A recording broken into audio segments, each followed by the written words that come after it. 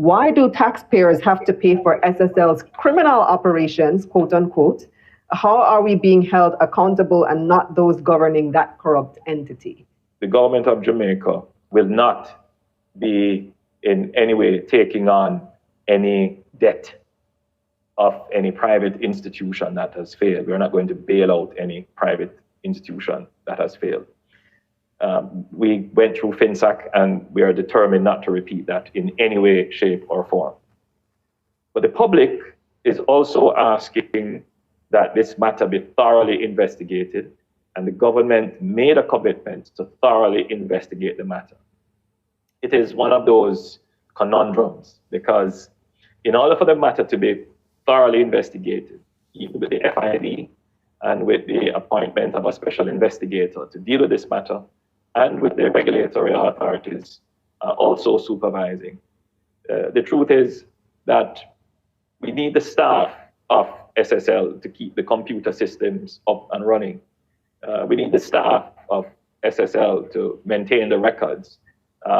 It would be a far more expensive exercise if SSL were to close tomorrow and the staff goes home, and then the investigators on their own having to try and piece together the puzzle.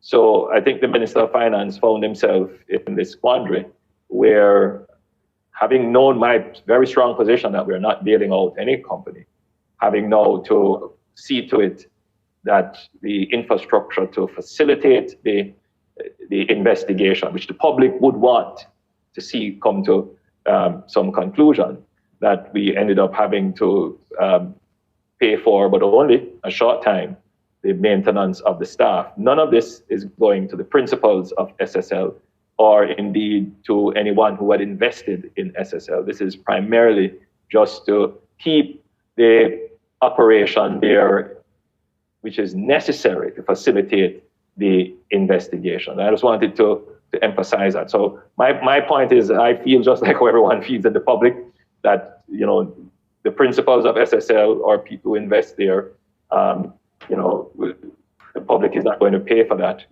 But what the public would want to see is that we are able to track and trace and recover the funds that have been defrauded and have it returned to the people who were defrauded of their funds.